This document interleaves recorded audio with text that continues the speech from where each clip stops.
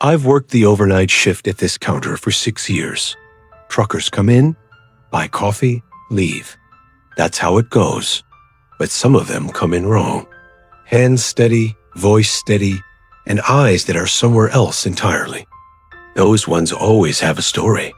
And the stories are always about something they brought in with them. Something that's still in the truck. Not every witness is behind the wheel. Sometimes the road sends them to you.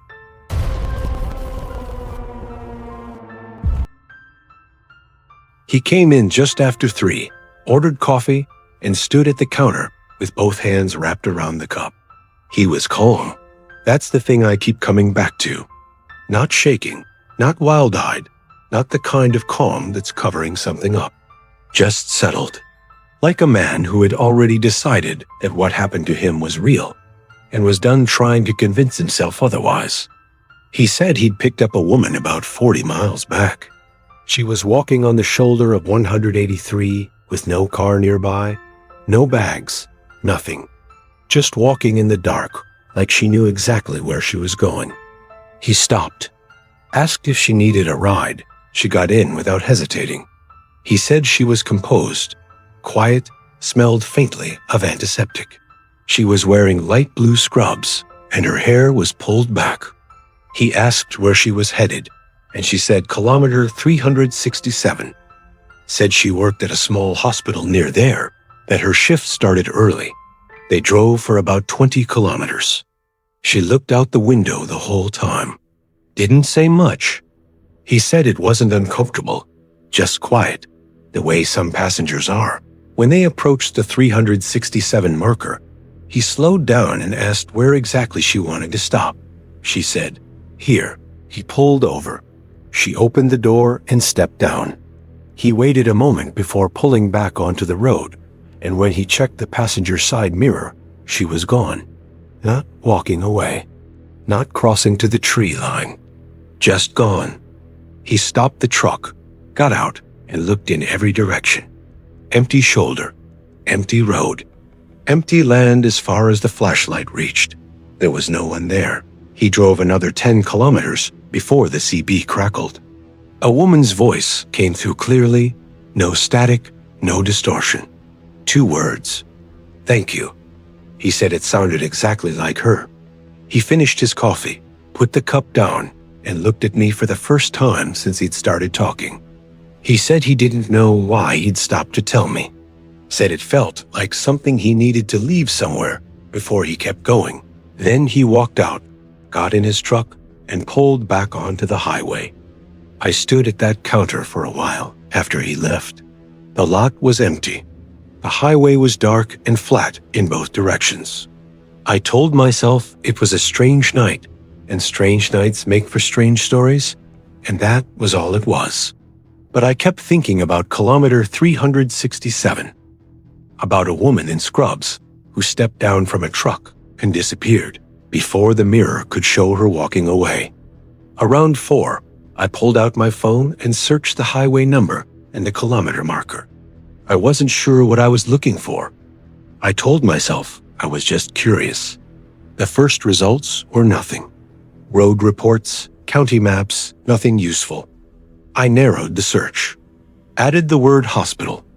A local history piece came up from a county newspaper. Small article, no photographs, maybe 4 paragraphs. It was about a rural care facility that had operated near that marker from the late 40s onward. Quiet place, the article said. Served the surrounding farming communities for decades. It had been closed for 30 years. I scrolled down. The facility had closed following a fire in the East Wing. The article was brief about the details, the way old local reporting gets brief when the details are bad. It said the fire started overnight. It said several staff members were unable to evacuate in time. There was a list of names at the bottom of the article. 3 nurses. I read the first name, then the second. I was reading the third when I heard it. Behind me, a woman's voice. Quiet, clear, close enough that I felt the air move near the back of my neck. "Thank you." I turned around so fast, I knocked the coffee pot off the counter. It hit the floor and shattered, and the sound of it was enormous in that empty building. There was no one there. The store was empty. The lot outside was empty. The highway in both directions was empty. The door hadn't opened. I would have heard the chime. I was completely alone. I've thought about the order of it a lot since that night. The way it followed the same sequence the driver had described. The driving, the stop, the mirror, the radio, the thank you. Like it wasn't finished when he left. Like it needed one more stop. Like it had followed him here and found someone still listening. I don't work past 4 in the morning anymore. I told my manager it's a schedule preference. The truth is, I haven't been able to stand the silence of that store after 4 since that night, because now I know what can move through it. She followed the sequence, the driving, the stop, the mirror, the radio, the thank you, in the exact same order, as if she had rehearsed it. As if 30 years of waiting on that shoulder had given her time to learn exactly how the interaction was supposed to go. But here's what stays with me. She didn't say thank you when she got out of the truck. She waited until he was 10 kilometers down the road, until he was alone, until there was no way to pull over and look back. And then she found the one person who had been listening to the whole story. The driver brought her here. He just didn't know he was doing it. The question isn't what she wanted from him. The question is what she wanted from her. I worked security at a truck stop on Interstate 40 in Tennessee for almost 4 years. Night shift, 11 to 7. Big lot, maybe 80 parking spots, a diner that closed at 2, and a convenience store that stayed open all night. Quiet place most of the time. The kind of quiet that becomes its own kind of noise after a few months. I've seen a lot of things on that lot that I can't explain. Drivers acting strange, trucks that showed up without logging in, a woman who sat in her car for 6 hours without moving and was gone before I could check on her. You file those things away and keep moving. But what happened on the night of October 9th is the only thing I've ever filed away and couldn't leave there. I was doing a perimeter check around 2 in the morning when a driver approached me near the fuel pumps. Big guy, maybe 50, full beard, wearing a canvas jacket with a company logo I didn't recognize. He looked like he'd been awake for a long time. Not tired, past tired. The kind of awake that comes after the body stops asking for sleep and starts running on something else. He said he needed someone to look at his truck with him. He said it the way you say something when you already know the answer is going to be bad. I asked him what the problem was. He said he'd been hearing sounds coming from underneath his trailer for the last 300 miles. Rhythmic sounds, like something hitting the undercarriage from below, steady and slow, keeping pace with the truck, no matter what speed he drove. I told him it was probably a loose strap or a dragging cable. He shook his head before I finished the sentence. He said he knew what loose straps sounded like. He said this was different. We walked to his truck together. It was parked at the far end of the lot, away from the other rigs, which I noticed but didn't comment on. The trailer was a standard dry van, white, no markings. He'd parked it under one of the lot lights, but the light above, that spot had been out for 2 weeks, and I hadn't gotten maintenance to fix it yet. So we were working mostly with my flashlight. He stood back while I crouched down and shone the beam along the undercarriage. Everything looked normal at first. Axles, brake lines, mud flaps. Nothing dragging, nothing loose. Nothing that would explain 300 miles of rhythmic sound. I moved the beam toward the rear of the trailer. That's where I saw the marks. They were on the inside of the trailer floor, visible through a small gap where the rear door seal had worn away at the corner. Long, parallel lines scored into the metal, deep enough to catch the light. They ran the full width of the floor from what I could see, evenly spaced, like something had been dragged across the surface repeatedly in the same direction. I stood up and asked him what he was carrying. He said the trailer was empty, had been empty since his last drop 3 days ago. I looked at him for a moment. Then I walked to the rear doors and checked the seals. Both handles were in the locked position, both seals intact. I asked him for the key. He handed it to me without a word. I unlocked the doors and pulled them open. The smell hit me before the light did. Damp and cold, and something underneath it that I still don't have a word for. Not decay. Something older than decay. Something that made the back of my throat close up like my body was trying to keep it out. I put the flashlight beam into the trailer. It was empty, completely empty. Bare metal floor, bare metal walls, no cargo, no pallets, nothing, except for the marks. They covered the entire floor, every inch of it. Those same parallel lines I'd seen through the gap, but covering everything, wall to wall, end to end. And on the walls too, both side walls scored with the same pattern from floor to ceiling, the lines so deep in places that the metal had peeled back at the edges. No cargo does that. No shifting load, no loose equipment. Nothing that belongs inside a trailer makes marks like that on every surface simultaneously. I stood there with the flashlight for a long time without saying anything. The driver was behind me. I could hear him breathing. He didn't ask what I saw, and I didn't tell him.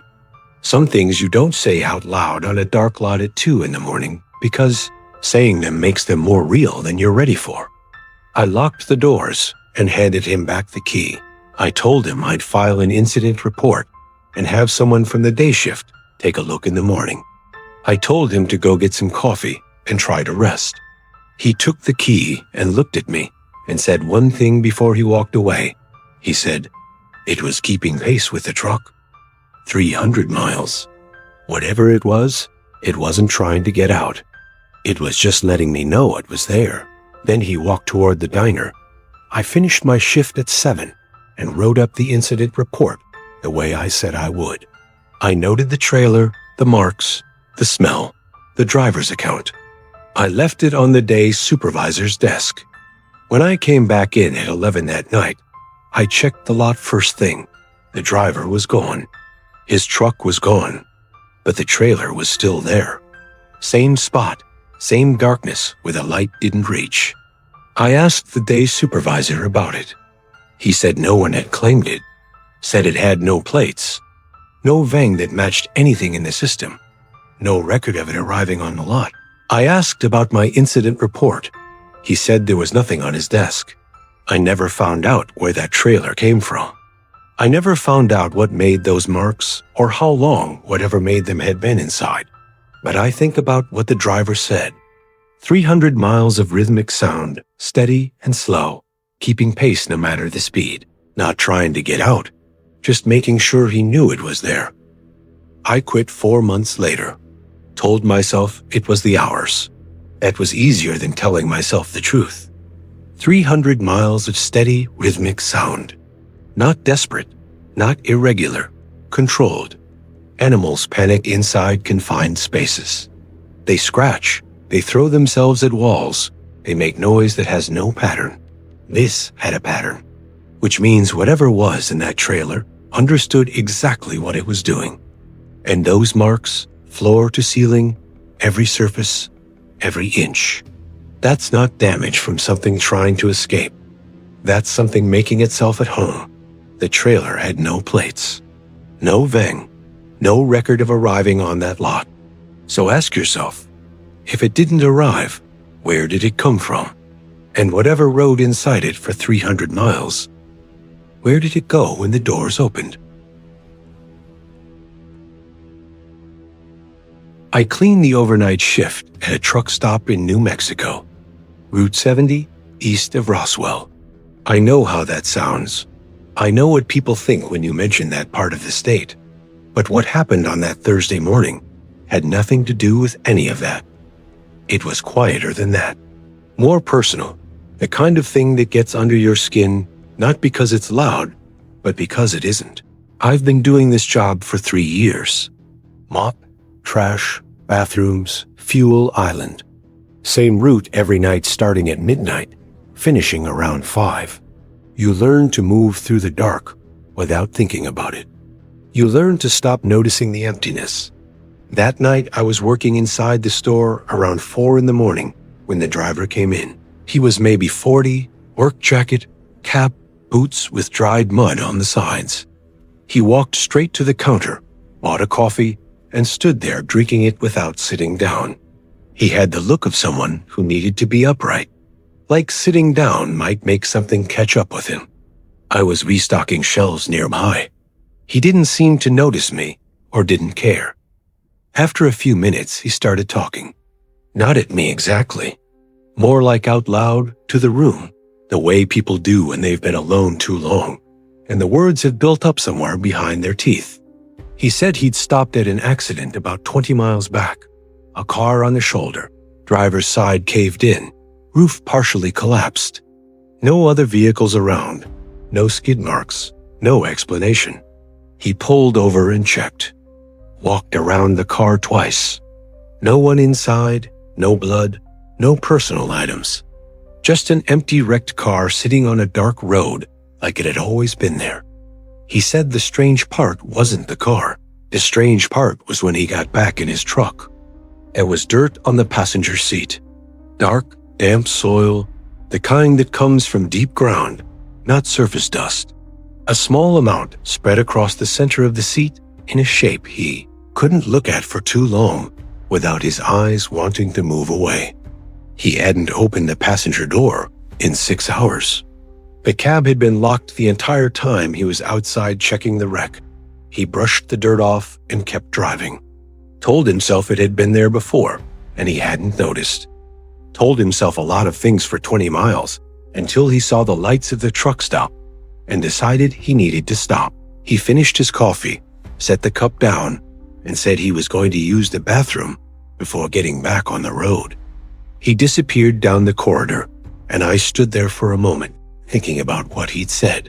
The dirt on a locked seat.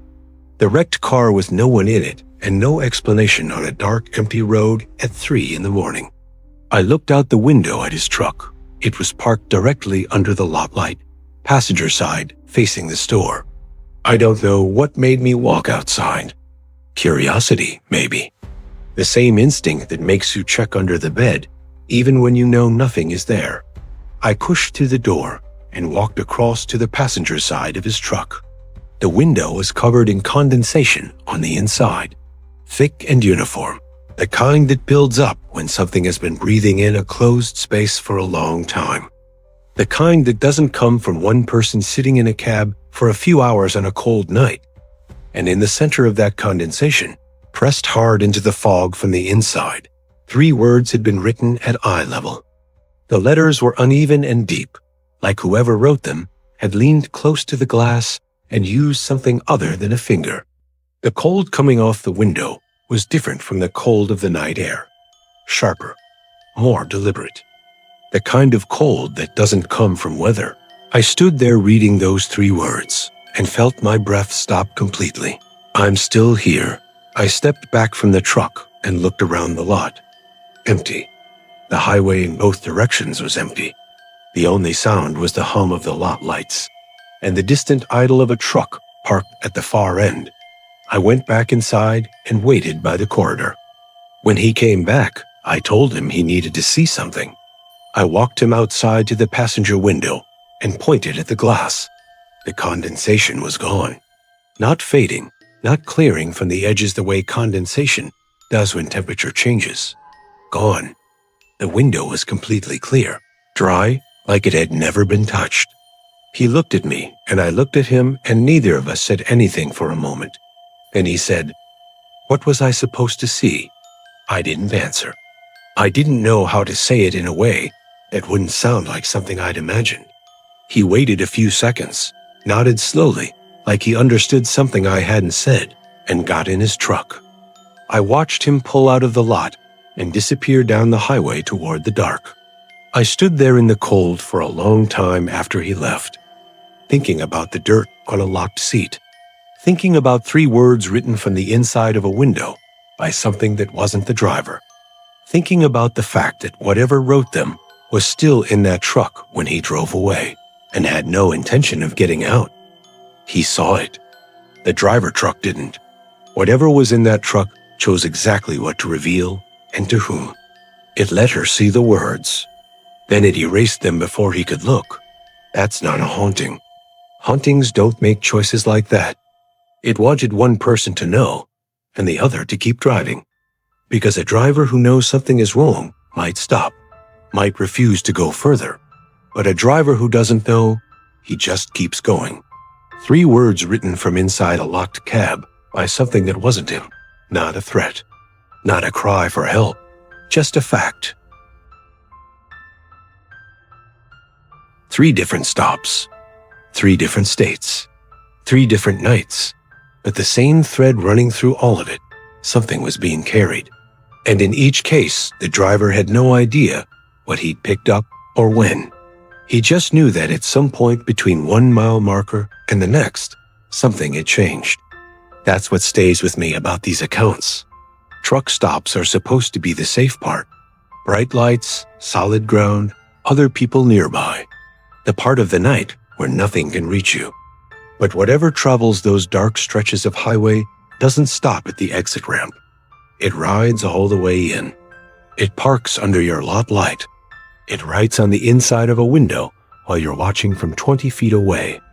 And when the driver leaves, it doesn't always go with him.